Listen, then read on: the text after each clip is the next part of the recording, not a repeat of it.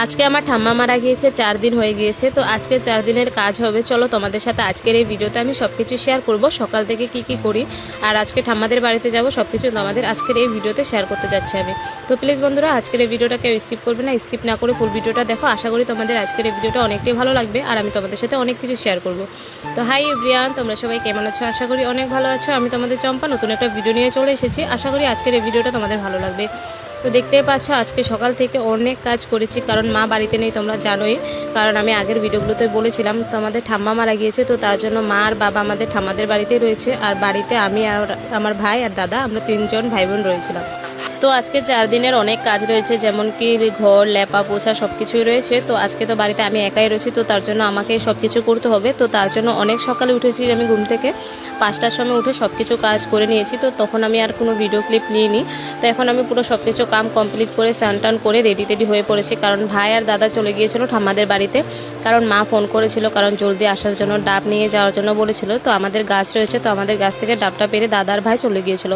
তো এখন আমাকে দাদা নিতে আসছিল, কারণ ফোন করেছে, মা বলেছে রেডি হয়ে থাকার জন্য। তো দেখতে পাচ্ছ আমি রেডি হয়ে অনেক টাইম ধরে বসে রয়েছিলাম, এখন আসছিল না। তো ফাইনালি এখন দাদা এসে পড়েছিল, দেখতে পাচ্ছ দাদা আর আমি মিলে চলে যাবো এখন ঠাম্মাদের বাড়িতে।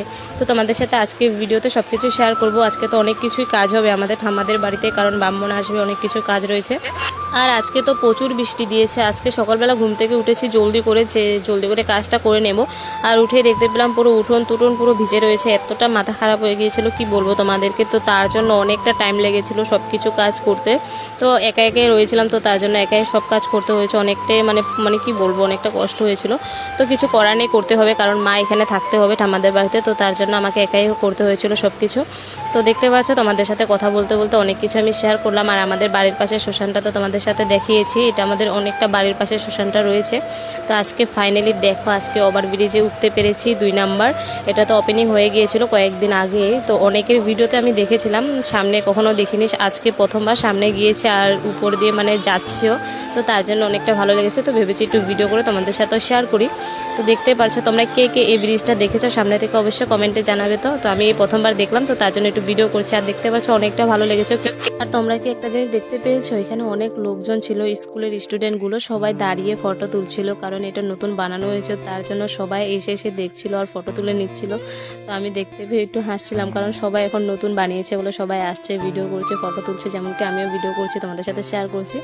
তো চলো অনেক কথা হয়ে গিয়েছে। তো তোমাদের সাথে একটা কথা বলার ছিল যে এই বছর তো লঙ্কেশ্বরী মন্দিরে কীর্তন আরম্ভ হয়ে গিয়েছে, আর বেশি দিন নেই, 2-3 দিন রয়েছে, রবিবারে প্রসাদ দেবে। তো তোমরা কে এই বছর এসেছো লঙ্কেশ্বরী মন্দিরে ঘোরার জন্য অবশ্যই কমেন্টে জানাবে। তো আমি তো যাওয়া হয়নি, অনেকটা ইচ্ছা ছিল যে একদিন গিয়ে ঘুরে আসবো, কিন্তু তার মধ্যে আমাদের ঠাম্মা মারা গিয়েছে। তো অনেকটা খারাপ লাগছে যে আমরা মন্দিরেও ঢুকতে পারবো না। তো তার জন্যই তো আর যাওয়া হয়নি। তো ইচ্ছা ছিল একদিন গিয়ে আসবো, দেখা যাক, যদি যাই তোমাদের সাথে শেয়ার করব।